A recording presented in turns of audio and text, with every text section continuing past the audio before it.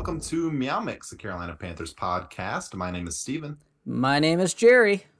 And today we are previewing the Carolina Panthers heading to New York City. Actually, it's probably somewhere in New Jersey, but they are playing the New York Giants. The New Jersey. Be taking on Brian Daboll and the New York Giants, or as Bill Belichick says, Brian Flores. So he doesn't seem to know the difference. So we'll be previewing the Panthers at Giants game here, week 2.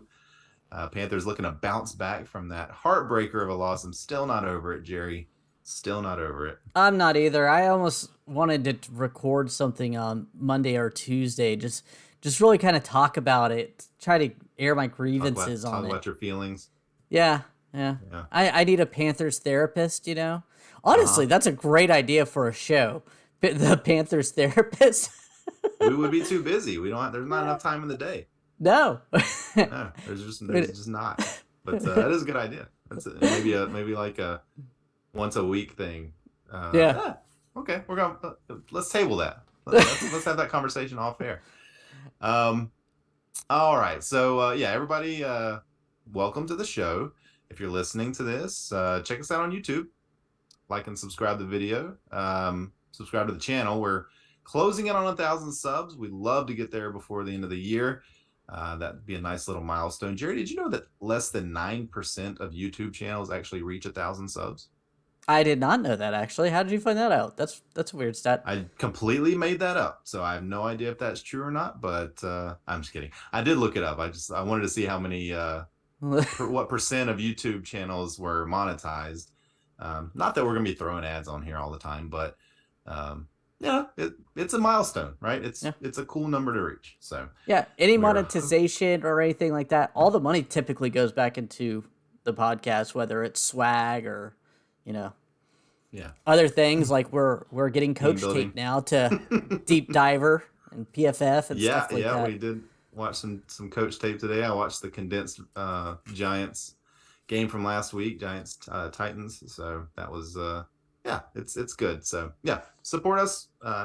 Just a click away. That's all we need from you is to support, and we appreciate it. So there's a little bit of news here before we talk about the game preview. Yeah, this is the main thing. Everything else is all practice squad. Nothing major. But the Panthers placed wide receiver Andre Roberts on IR. And my thought is, okay, he didn't look that great when he played last week. I mean, it was 1 week, but I don't see Shi Smith like that big of a drop off right now from what I saw of Andre Roberts. Yeah, I don't know. I mean, Andre Roberts, 34 years old. Matt Rule said today he thought it was going to be a couple of months that Roberts would be out. So he said that Shi Smith would be punt returning and Chuba would be returning kickoffs. If things were to go today, he said, obviously, if someone just immediately blows them away in practice, then they may maybe change their mind. But that's what it's looking like right now. So, and he didn't rule out signing somebody, in the future for I think you let those two younger guys play it out. Shi showed some, flash before. Same with Chuba has looked decent on return. So I would let them play it out, see how they do. I think Shi did some in college as well, right? I mean, he's got some experience doing it. So I'd be fine with that. I mean, especially kick return. Like, kick returns are almost not even worth it these days. The NFL is doing their best to eliminate kickoffs. Yeah. Punt returns, that's something different. You want a good punt returner back there, but kickoff returns, I mean, throw Chuba back there. Who cares? What's going to happen? But kind of a bummer that Andre Roberts is out. I was kind of looking forward to seeing the Panthers have some good returns for once in God knows how long. But like you said, he didn't look amazing in week 1 anyway. So, all right. Any other news before we kind of get into the injury reports here? Not really. I mean, that was pretty much the big thing. Like I said, everything else I looked at and was like, it's not worth mentioning. Yeah. All right. Well, looking at the Panthers injury report first, it's pretty light today. Christian McCaffrey, number 1, did not practice today. Just a rest day. It seems like every Wednesday is probably going to be a rest day for him. They're trying to lessen the amount of hits he takes throughout the season. So not a bad idea, in my opinion. I mean, week 1 did show that. Well, they definitely limited the amount of hits that he took in week 1. Marquise Haynes also did not practice today with a hip. Matt Rule, I watched the Matt Rule press conference today, so he hit on a few of these guys, but Matt Rule said that he thought, or he was hoping that Marquise would practice Thursday. Frankie Louvu, limited practice with a shoulder. Moten, limited practice with a knee. And Brandon Smith, limited practice with a thigh. Good to see Brandon Smith, limited practice and not a DNP. So it'd be nice to have him play this week, Jerry. Yeah, hopefully he can show up and actually get some snaps. I mean, he wasn't off the team on last Sunday, but he got no snaps, which surprised me, especially how poor the run defense and tackling was. But we'll talk about that later. We've got for the New York Giants, Nick McLeod, their cornerback, hamstring, did not practice. Aaron Robinson, another cornerback, appendicitis, did not practice. Yowzer. Wandale Robinson, wide receiver, knee, did not practice. The rest of these guys are limited practice. John Feliciano, the center. Aziz Ajulari, linebacker. Aziz Ojulari, I believe. Ajulari, yeah. Jason Pinnock and Kayvon Thibodeau. And then Dane Belton listed on the report, but full practice. So Thibodeau, Matt Rule seemed to think that Thibodeau may play this week. Jerry, you and I were kind of talking earlier. You had heard otherwise. Yeah, I read an article that, I mean, you never know. The Giants could be putting this out just as fodder, but that it doesn't look like, it's unlikely he'll play this week. But again, you never know. It's Wednesday, things happen, and you never know. A Giant scout could be saying that just so the Panthers don't prepare. I mean, he's a pass rusher. He was a top tier pick for a reason, so I would not. I hope he's healthy because I kind of like the guy from what I've read and stuff like that, but I don't want him to play next week. I hope he's healthy next week. Yeah, the week after the Panthers. Yeah, I hope he's healthy next week. All right, well, we're going to take a quick break here and pay some bills, and then we'll be right back. Support for MeowMix is brought to you by Manscaped, the best in men's below-the-waist grooming. Their products are precision-engineered tools for your family jewels. Manscaped's Performance Package is the ultimate in men's hygiene. Join over 6 million men, that's 12 million balls, worldwide, who trust Manscaped with this exclusive offer for you, 20% off and free worldwide shipping with the code MeowMix at manscaped.com. The Performance Package 4.0 has arrived, and oh man, it's a game changer. Inside the package, you'll find the Lawnmower 4.0 trimmer, the Weed Whacker ear trimmer and nose hair trimmer, Crop Preserver ball deodorant, Crop Reviver toner, Performance Boxer Breeze, and travel bag to hold all your goodies. Their 4th generation trimmer features cutting-edge ceramic blade to reduce grooming accidents thanks to the advanced skin-safe technology. The Lawnmower 4.0 is waterproof and has a 4000K LED spotlight to reach those hard-to-see areas. Because this trimmer is waterproof, you can say goodbye to the mess on the bathroom floor. Now, are they suggesting that you do this in the shower? Because, yes. I guess it depends on like how much hair you have. If if it's been like years, maybe you want to like do it out on the deck or something, like All right, wait. Behind a privacy fence. I'm just saying, you don't want to clog up your drain. Like it's nice that it's waterproof, but if you're keeping it trimmed, once you get the Lawnmower 4.0, you won't have this issue. But the first time you use it, that is true. Just make sure nobody's like watching you. But all right. Get 20% off and free shipping with the code MeowMix at manscaped.com. That's 20% off with free shipping. Use the promo code MeowMix at manscaped.com. Unlock your confidence and always use the right tools for the job with Manscaped. All right. The Giants are 2.5-point favorites in this game as of today, Wednesday. And the over-under is 43.5 points. A very similar over-under to last week. Mm-hmm. Panthers, they went over last week. Panthers and Browns went over last week. So I think I might take the over on this week as well. I would too. Yeah. Especially when we get into the matchups, how I see it happening. But yeah, I would go the over. The favorite. We'll wait till the everything else, but 2.5 points. Well, It's a difficult one. spoiler alert. I think we're probably both going to choose the Panthers to win this game, right? We'll see. You don't want to. Okay, you don't want to spoil it. I understand. All right, well, let's get into some of our key matchups here, Jerry. The Giants, Saquon Barkley, running against the Panthers' run defense. They had 18 missed tackles last week and gave up 164. Or Saquon Barkley ran for 164 yards last week. I mean, and then you got Daniel Jones, who's sneaky too. I was looking at the PFF grades for our tackling. It's sad when the bottom three consists of two of your main linebackers. Corey Littleton and Damian Wilson were on the bottom three. Phil Hoskins was down there. If you look up a couple rows above them is Marquise Haynes and Frankie Louvu. This linebacking core needs to tackle better.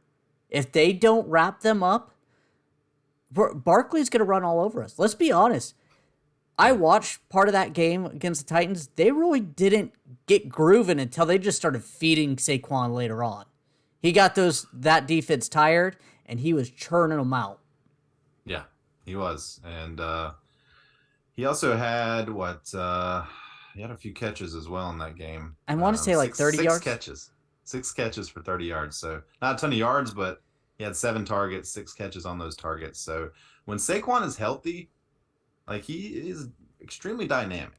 They used him like the Panthers need to use Christian McCaffrey last week. Yeah. I mean, maybe not so many touches. You can lower it down a little bit, but they have a stud running back, and they used him like a stud running back.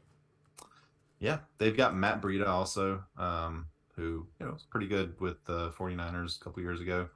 But you mentioned Daniel Jones. Yeah, he's. I was watching the game yesterday, or Sunday's game today, and he actually runs more than you think.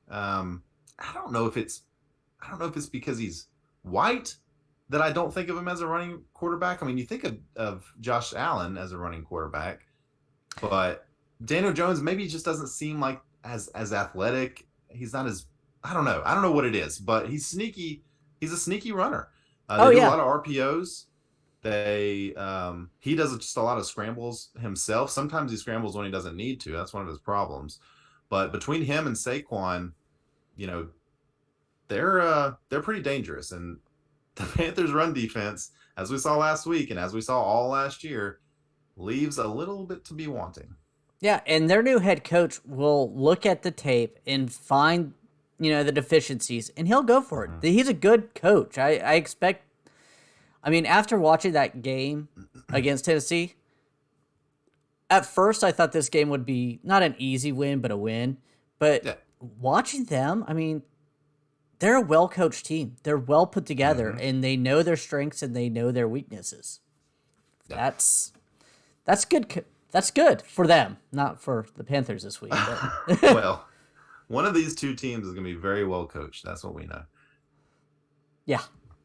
It's not the Panthers. Yeah. But speaking of good coaches, the Giants defensive coach, Wink Martindale, also a very good coach, very well-respected coach. And he's going to be coming at Baker Mayfield, Jerry. The Panthers going to have to do a little bit better job of protecting Baker this week. Not that they did a terrible job last week, but it could have been a lot better. There were a lot of times Baker just did not have a ton of time to throw. Ikem Ekwonu, Icky, pretty bad first game, honestly. Had a 17.9 PFF grade in pass protection. And honestly, it wasn't a ton better in the run blocking game either. He just didn't have a very good first game. Hoping that this week is going to be a little better. He's not facing Myles Garrett, but he is facing a pretty good player. Oh, yeah. I mean, he's facing edge rusher Oshan Zaminis, who had a strong showing last week. He didn't have any sacks, but he had a few hurries and a couple hits. Yeah. Just overall, what this team needs to do is they need to protect him. They need to not break him. We mentioned this last week in the preview, hey, leave, someone in there to help chip him and block for him. Roll Baker out away from him. You know what they didn't do? That. I mean, when I was watching the game, I didn't see much of that. I didn't have enough time to really thoroughly watch every play and like diagnose it. But when I watched it during live and then the few snaps I was able to watch, they didn't help him. I didn't understand that. Well, one of the things that I was surprised about was that they did not roll Baker out a lot. They didn't get him out of the pocket a lot. And Baker has historically thrived when he's, out of the pocket. And that long touchdown pass to Robbie Anderson, Baker kind of slid out of the pocket, got himself some room, and chunked it up there. And was it that Ian Thomas 50-yarder was where he slid either in or up the pocket because there was a little bit of pressure? Yeah.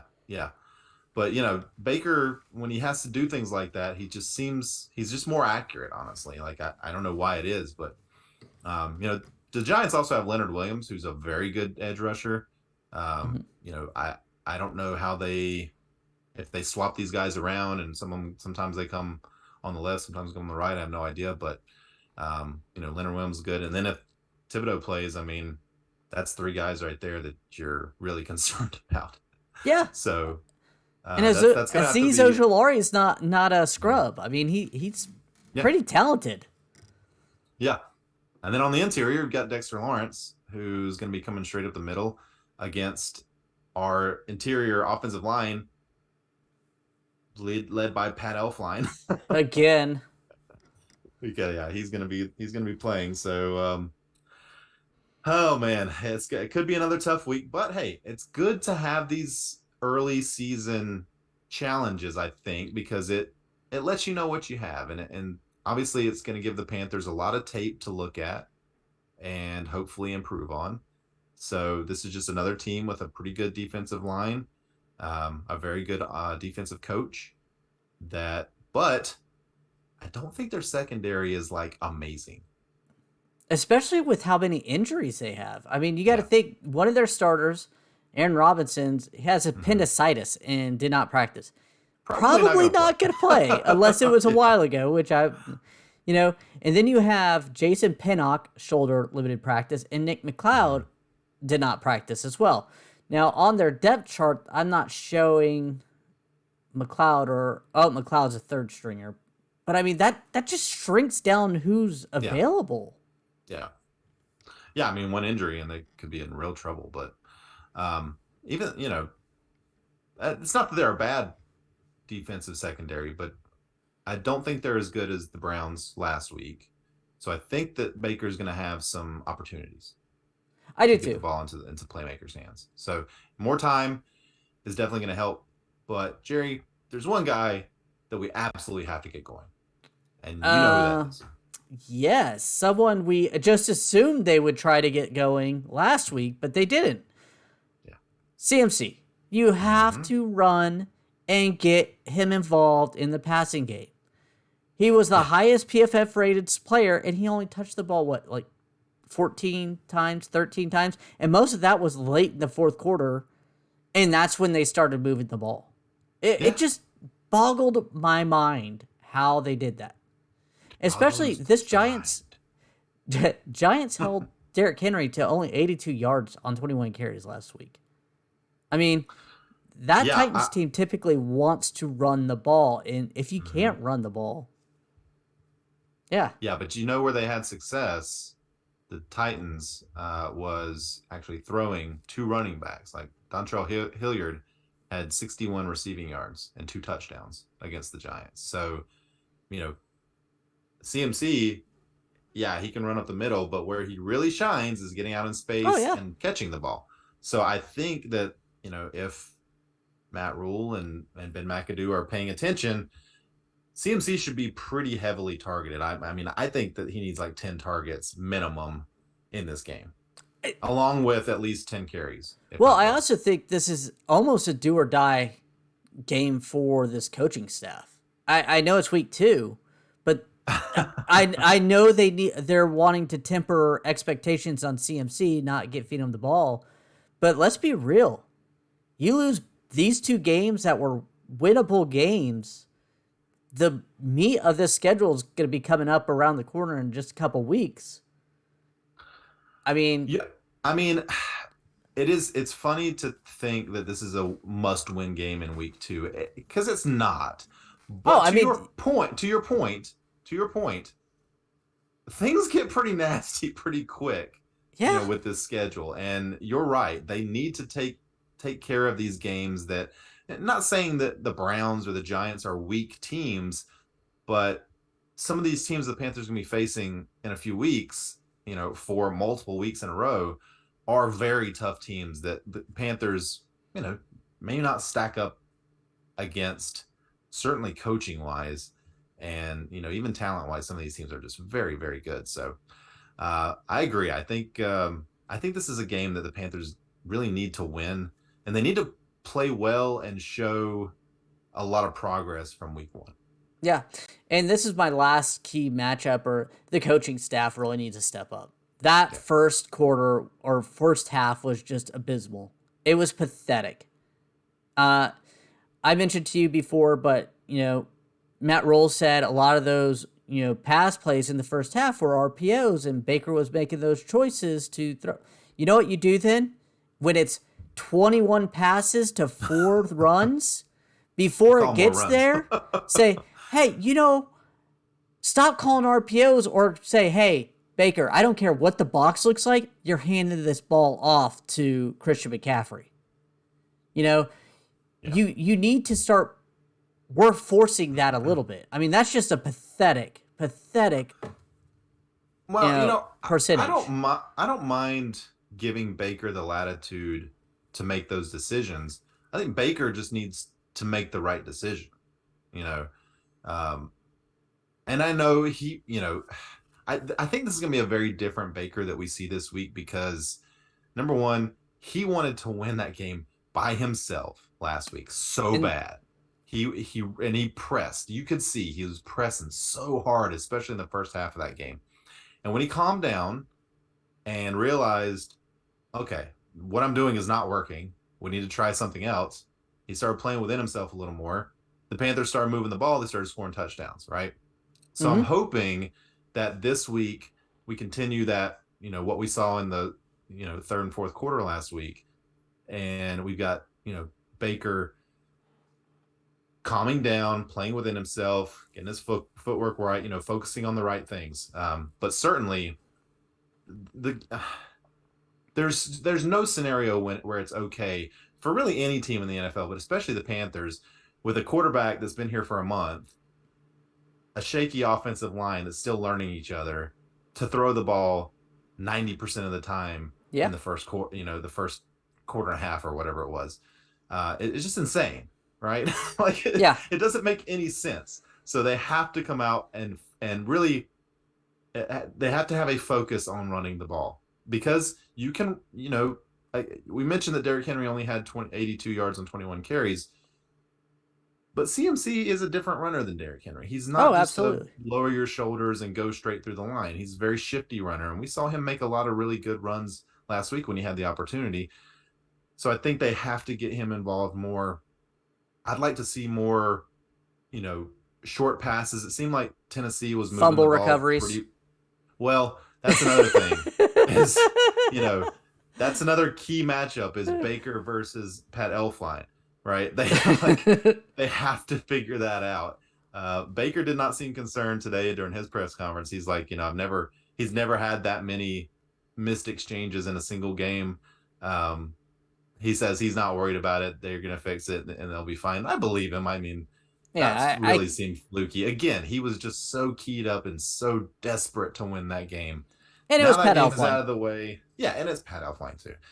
So because we pay for a starting center in free agency, and we continue to start the journeyman because But at this point, I'm thinking it like this. We're letting Matt Rule have the rope to hang himself. I mean, at this point, that he's making these decisions. If he's not, then Ben McAdoo's hanging Matt Rule for him, because they're making them. Yep. Another good matchup in this game, I think, is the Panthers secondary versus New York receiving core, which is not very good, honestly. Again, you've got Kenny Golladay, who was pretty good in Detroit, has been terrible in New York. Sterling Shepard, who is very underrated, solid receiver, but not, he's not a number one, I wouldn't say. Kadarius Toney, who you don't know if he's playing, if he's not playing. You have no idea what's going on with him. Actually, I should probably see if he's playing or not. But the Panthers secondary, and I think this is going to be okay. So yeah, Kadarius Toney did play last week. He just didn't have any targets. So I guess he's kind of healthy. But the Panthers are always, I think, going to have a matchup advantage over most teams with our secondary talent versus these wide receivers. In this game, I think is maybe even more of an advantage than it was last week against the Browns, because I just, again, these wide receivers they're fine, but they're not elite, right? Correct. There's no elite receivers on this team. Yeah, you're absolutely right. Overpaid for Kenny Golladay. Kadarius Toney hasn't way overpaid. Hasn't really, followed through. The only reason why I'm holding off on saying too much about that is they had bad coaching last year. They've had bad coaching for a while, and I think they finally have good coaching, and we'll see how it pans out throughout the season. And that's why I'm not really dogging too much on like Daniel Jones and stuff like that. But I will say this, that Daniel Jones he threw one deep pass to the left and he completed it for a touchdown, but over 10 yards, he threw 4 passes, and he was 2 for 4. So yeah, I mean they everything's close. Yeah, they focused on running the ball and high percentage passes. And hey, they won the game. Yeah, I mean against a team that was the number 1 seed in the AFC last year. Yeah, that still amazes me. I know. But yeah, I mean, I think this again, I think the Panthers have a good matchup there. So, all right, any other matchups you wanted to discuss before we move on to our last few segments here? Nope, that is it. All right. Do we need to take a break? Yeah. We'll be right back. And that break was really quick. We call that the Zoom break. Yeah, the hey, we're running out of time. We need to fix this real quick. Hey, the more subscriptions we get, maybe we can pay for Zoom one day. Maybe we could pay for Adobe. Maybe there's all kinds of things we might be able to pay for. You never know. All right, well, let's get into our beer bet of the week. Beer bet of the week. All right, so go ahead. So for this week, we are doing more receiving yards, DJ Moore or Robbie Anderson. I have DJ Moore. You have Robbie Anderson. Yeah. I mean, Robbie obviously had it last week, so I feel like he and Baker have a good connection. All it takes is one deep pass. Yeah, you're absolutely correct. He's got it. So I'm going with DJ Robbie. Just took that one small slant, like 30-something yards. So yeah, I mean, make a missed tackle. I think they both could get over 100 yards. Yeah. So, all right, I got DJ. All right, so I got Robbie. Predictions, Jerry. Our bold predictions. I'm gonna let you go first. No. I am gonna go. Baker Mayfield throws for 400 yards in this game. No. Hey, it's bold. Yeah, it's bold. Jeez, I don't know if that'd be a good thing or a bad thing for this game. Oh, gosh. It probably won't happen because both teams will probably bleed the clock running the ball, but it's a bold prediction. All right. Well, I think that the Panthers are going to hold Saquon Barkley to under 70 yards rushing. That would be awesome. Crash back down to earth after that big game last week. So that is what I believe is going to happen. I think they should focus on the run, just like they should have focused on the run last week against the Browns, right? I think they win that game if they stack the box, especially in that third and fourth quarter. Just stack the box every play and let, Jacoby Brissett last week and Daniel Jones this week make them beat you. The linebackers still have to tackle him, though. 18 missed tackles. Hey, what better time to rebound than this week, right? Yeah. No, you're absolutely right. And that's the key thing. Yeah. All right, game predictions. If you want to go ahead and do your game predictions. Yeah. Obviously I'm going to choose the Panthers to win this game. I think the Panthers should win this game. I think they should have won last week. They should have won last week, but they didn't. Officially. They won in my heart though. But yeah, I got the Panthers winning this one. I'm gonna go. I think the offense is gonna really show up in this game. 35-20, Panthers. I am gonna say 23-21 the Giants because I don't see this defense stopping the run. We haven't seen it in 3 years, and that's what the Giants want to do, and that's what they're gonna do. A Giants fan here on the podcast today. I'm surprised. I'm sorry. It's just no really faith kind of, and your best friend Matt Rule, no faith. I'm willing to give him another chance. Last week, you guys reconciled. I am not calling for his head. I'm just saying I need to see something from this run defense before I hop on the bandwagon like I was. And it's Saquon Barkley. If it was against a team that doesn't have a good running back, I'd probably pick him. Mm-hmm. But it's just I have to see that. Okay. Well, I get it. I don't agree with you. I think this is a very winnable game for the Panthers, but it is winnable. If they don't stop the run, you're right. Yeah, you're right.